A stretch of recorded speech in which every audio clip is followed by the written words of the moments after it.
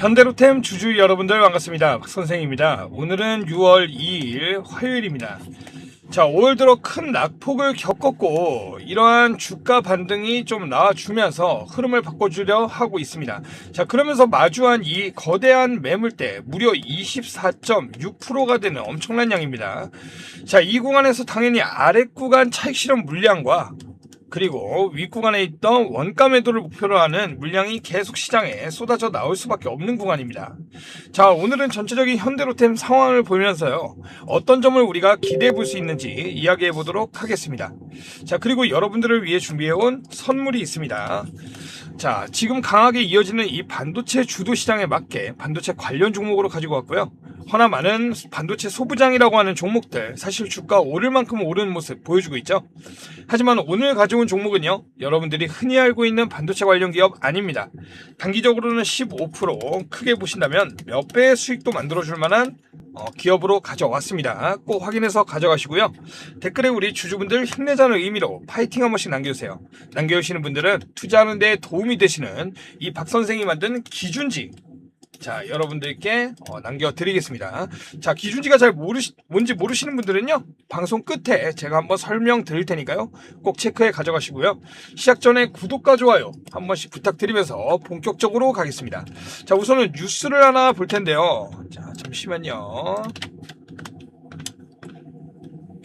자, 뉴스를 보시면 현대로템 지금 방산철도 라인 풀가동의 수주 확대 기대감, 그러면서 어제 10% 정도의 이렇게 상승이 나와줬습니다.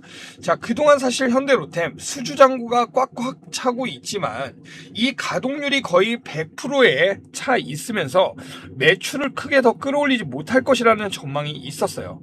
자, 하지만 최근 이 창원 공장의 라인을 전환하면서 K2 전차에 대한 생산 능력을 25%까지도 향상해 냈습니다. 자, 그러면서 매출이 전년 대비 20%에서 30% 이렇게 지속적으로 증가하고 있는 흐름을 만들고 있는데, 그럼에도 주가가 크게 가라앉고 회복하면 그대로 반납하는 그러한 상황이 지금 계속 이어지고 있습니다. 자, 이런 흐름 무엇이 대체 원인인가? 자, 여러 가지 리스크가 동반하면서 그로 인한 기대 심리가 낮아지고 있는 상황인데, 자, 우선 첫 번째 리스크, 자, 현대전의 패러다임이 이 지상전에서 점점 이 방공망 중심으로 이동하고 있다는 겁니다. 예. 자, 러우 전쟁 및 중동 분쟁을 통해 드론과 미사일 공격이 주를 이루는 이 전투 양상이 계속 보여지면서 요격 미사일이나 방공망 구축의 예산을 최우선으로 배정하기 시작했습니다. 자, 주요 기관 조사에 따르면 글로벌 방공망 시장 규모는 자, 25년도에는 약 22조 원 정도였습니다. 자, 그랬는데 2031년까지 약 107조 원까지 상승할 것으로 지금 보고 있어요. 최근 이 중동 3국이 이 천궁2가 연이어 수출을 확실시하면서 최근에 현 시점 전쟁이 일어나지 않은 지역 역시 방공을 우선시하는 모습을 계속 보여주고 있습니다. 자, 이로 인해서 이렇게 방공 중심의 시장이 돼버리다 보니까 이 K2 전차에 대한 이 추가적인 수주 공급에 대한 기대감이 계속 줄고 있는 것이 사실입니다. 자, 그리고 두 번째 리스크, 바로 새로운 추가 수주에 대한 공급 기대감이 줄고 있는 상황에 기존에 수주되어 있던 공급의 마진이 줄어드는 국면에 진입을 했습니다. 자, 초기 급하게 이제 인도되면서 마진율이 무려 29%가 넘었던, 자, 이 1차 인도분과 달리 현지 생산 조건과 금융지원 협상이 얽힌 이 폴란드 2차 물량.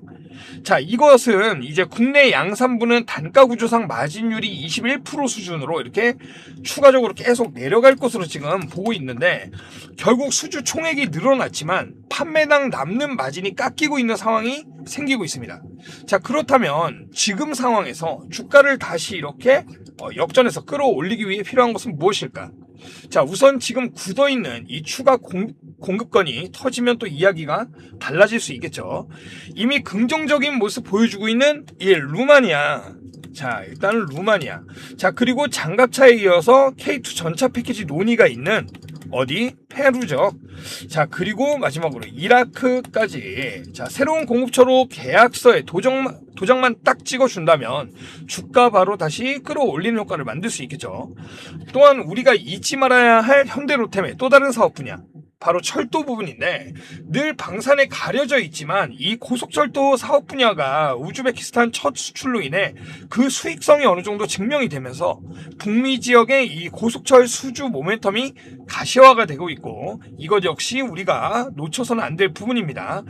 자, 외인들의 연일 바닥 매수에도 이 개인들과 기관들이 엄청난 매도세를 붙이면서 주가를 계속 뛰어올리지 못하게 하고 있는데, 자, 그럼에도 기대할 만한 소식들이 많이 있는 우리 현대 로템입니다. 제가 이렇게 말씀드리고 그러면은 여러분들은 꼭 그냥 들고 가면 안 돼? 뭐 이렇게 말씀하시는 분들이 꼭 있어요. 네. 그런데 자, 이거 그냥 들고 가면 안 된다라는 겁니다. 자, 우리의 시장 주도 세력은요, 우리 주도는 이 외인들과 세력인데, 자, 얘네들 자금만 해도 수천억에서 조 단위인데 우리는 어떤가요? 굉장히 한정적이죠. 그래서 우리는 항상 이 효율을 극한까지 끌어내야 되는 입장입니다.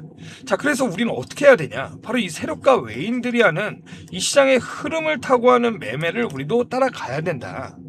자, 주식 종목이라는 것이 아무리 좋은 호재가 있어도 주가 매일 오르릴 순 없죠. 그리고 악재가 있다고 해도 매일 주가 떨어뜨릴 수도 없습니다. 언제나 이 주가라는 것은 오르고 쉬고 오르고 쉬는 이러한 등락을 반복하면서, 특히 외인들은 자, 물량과 수익을 극대화합니다. 그래서 우리도 이 과정에서 이러한 매매를 따라가야 된다.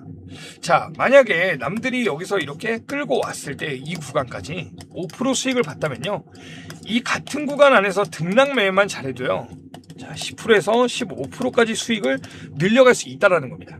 남들이 한 번 수익 낼 때요, 우리는 여러 번 수익을 쌓아가는 구조를 만들 수 있다는 거예요. 이 차이가 결국 계좌를 완전히 바꿉니다. 자, 그래서 제가 여러분께 이런 타점 잡고 말씀드리면 또 이런 얘기가 나와요.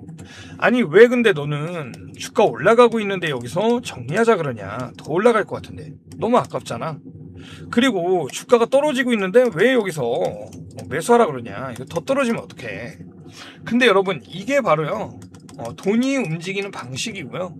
제가 말씀드리는 건 비싸게 사서 더 비싸게 팔자는 게 아니고, 유리한 자리에 들어가서 유리한 자리에서 나오자는 말씀 드리는 겁니다. 이걸 반복하는 게 진짜 투자예요, 여러분. 실제로 꾸준히 제 방송 보시는 분들은 아실 거예요. 초반에는 좀 반신반의 하시다가도 몇 번 타이밍 맞춰서 해보니까 이게 생각보다 어렵지 않고, 그리고 계좌도 확실하게 달라지는 걸 체감하시거든요. 그런데 요즘 제가 좀 안타까운 연락을 많이 받아요. 어떤 연락이냐면, 방송 뒤늦게 보시고 이렇게 다 올라간 자리, 자, 이런 데서 지금 들어가도 되냐, 이렇게 물어보시는 분들이 굉장히 많이 계시거든요. 이거 솔직히 말씀드리면요, 너무나 위험한 접근이죠.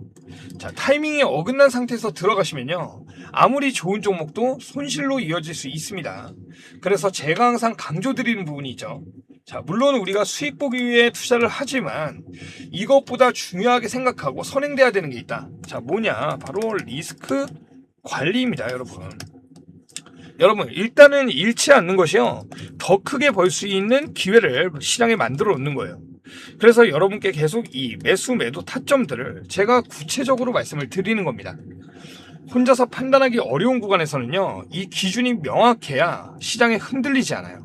자, 지금도 혼자 대응하시다가 타이밍 놓치시고 손실 보신 뒤에 연락 주시는 분들이 굉장히 많다는 거 알고 있습니다. 자, 그래서 이 부분 리스크 관리에 대해서 한 번 더 이렇게 강조를 좀 드렸고요. 자, 여러분들 지금 화면 위에 제가 번호 한번 띄워 드렸어요. 자, 종목에 물려 계신 분들이나 실시간 대응이 어려우신 분들, 그리고 수익을 한번 좀 제대로 보고 싶다, 자, 이런 분들은요, 문자 한 통씩만 보내주세요. 제가 뭐 큰 약속 드리진 않겠습니다. 뭐 계좌 2배 만들어 드린다, 1억 천금 만들어 드린다, 이런 거는 못 해드려요. 하지만 적어도 이 수익에 대해선 단 1%라도 끌어올려 드리고, 손실에 대해선 1%라도 줄일 수 있는 기준이 명확한 투자의 해답을 여러분께 보여드리겠습니다.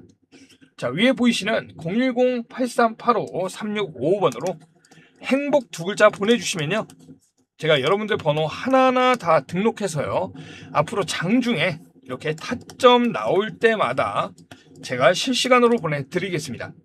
자, 제가 운영 중인 소통방에 나가는 내용과 동일하게 받아볼 수 있는 거예요. 이렇게 하면 타이밍 놓칠 일 없겠죠, 여러분도. 자, 그리고 단기적으로 기회가 나오는 종목들, 흔히 말하는 급등주죠. 자, 급등주 역시 챙겨드리고 있으니까요. 혼자 하시면서 정말 답답하셨던 분들은 이번 기회에 좀 같이 가져가셨으면 좋겠습니다. 자, 참고로 문자 보내주실 때는 이렇게 행복 두 글자만 보내주세요. 문자가 너무 많이 오기 때문에요. 장문으로 보내시면 제가 좀 확인이 어렵습니다. 그래서 가끔씩 본인이 가지고 계신 종목명이나 평단가 이런 거 보내주시는 분들이 있는데, 종목 상담의 경우엔 유튜브 고정 댓글에 있는 링크로 따로 신청해 주시고요. 문자는 이렇게 행복 두 글자만 보내주시면 됩니다. 며칠 한번 문자 받아보시고요. 본인한테 안 맞는다 싶으면 편하게 그냥 차단해 버리시면 돼요. 하지만 저를 통해서 주식 투자에 도움이 되셨다면 이 구독과 좋아요 잊지 말고 한 번씩 부탁을 드리겠습니다. 자, 그리고 문자로 소통하다 보니까요, 가끔씩 고맙다고 이 문자로 기프티콘 같이 보내주시는 분들이 있어요. 그런데 너무 감사하지만 그런 거 따로 안 보내주셔도 괜찮습니다. 예, 저는 마음만 받도록 하겠고요. 사실 이런 부분보다 구독과 좋아요 한 번 더 눌러주시는 게 저한테는 더 큰 힘이 됩니다. 자, 그리고 가끔씩 이런 질문도 받아요. 너 주식 잘하는 건 알겠는데 뭐하러 이걸 다른 사람들한테 이렇게 무료로 나눠주냐. 근데 저도 주식을 처음부터 잘했던 사람이 아닙니다. 예, 한때는 방향 못 잡아가지고요, 계좌가 크게 흔들렸던 적도 있어요. 근데 그때마다 느꼈던 게 하나 있는데요, 이 혼자 하면 정말 힘들다라는 거예요. 기준도 없고 방향도 없고 결국 감정에 크게 흔들리게 되죠. 그래서 저는 좀 같이 가는 그런 구조를 만들고 싶었습니다.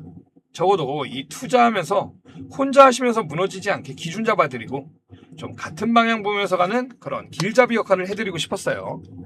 이 주식 정말 혼자 하면 어렵습니다. 예, 같이 해야 버틸 수 있고요.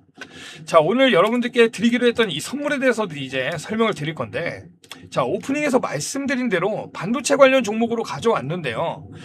단기적으로는 15% 이상도 충분한 상승 만들어줄 종목이에요. 예, 반도체 하면 다들 소부장만 생각하시지만 제가 가져온 이 종목은 바로 반도체 운송 기업입니다.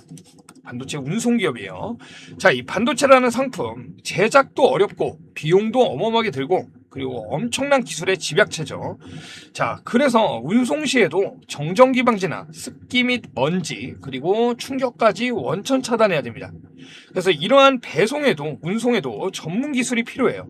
그래서 그동안은 일본의 NX그룹이 이를 전문적으로 글로벌 시장에서 점유율을 확보해서 운영하고 있었습니다. 근데 최근 국내 기업이 이 기술에 대한 원천 기술을 확보해냈고 점점 시장 점유율을 끌어올려가고 있습니다. 자, 25년도까지만 하더라도 사실 이러한 기술 개발을 통해서 이 기술 개발비가 많이 들었기 때문에 계속 적자 기업으로 남아 있었어요. 그랬다가 26년 1분기를 기점으로 흑자로 전환을 했고요. 최근에 이평선 모아주면서 점점 수렴하면서 외인과 기관 쌍끌 수급이 시작되면서 주가 상승이 시작이 됐습니다. 자, 이 해당 종목 받으시는 방법 위에 보이는 010-8385-3655번 자, 이쪽으로 행복 두 글자만 보내주시면요, 자, 해당 종목명, 매수가, 매도 전략까지 모두 문자로 받아보실 수 있습니다. 자, 그리고 앞서 또 말씀드렸던 이 기준지에 대한 설명도 빼놓을 수 없겠죠. 자, 사실 저는 이 종목보다 기준지가 더 중요하다고 생각해요. 예, 일단은 종목은 여러분들이 호기심에라도 그냥 받아볼 수 있잖아요. 뭐 예수금이 없어서 못 잡으신다던가 다양한 이유로 그냥 받아만 보실 수도 있는데, 받아만 보셨을 때는 뭐 딱히 이득이 될 게 없잖아요, 여러분께. 그쵸? 근데 이 기준지는 받아만 보셔도 여러분께 이득이 된다. 자, 이게 뭐냐? 저는 기본적으로 60점이 넘어야 종목에 대해서 매수 포지션을 잡습니다, 여러분. 이건 제가 잡는 종목이나 여러분께 추천드리는 이런 종목 모두 동일한 조건이에요. 근데 이 60점이 어디서 나오냐? 바로 이 기준지로 평가하는 겁니다. 자, 예를 들어서 기준지 안의 내용 일부를 말씀드리면, 자, 재무제표가 우리가 재무제표로 알 수 있는 것들, 뭐 밸류라던가 PER, PBR을 통해 저평가인지 고평가인지 판단하고요.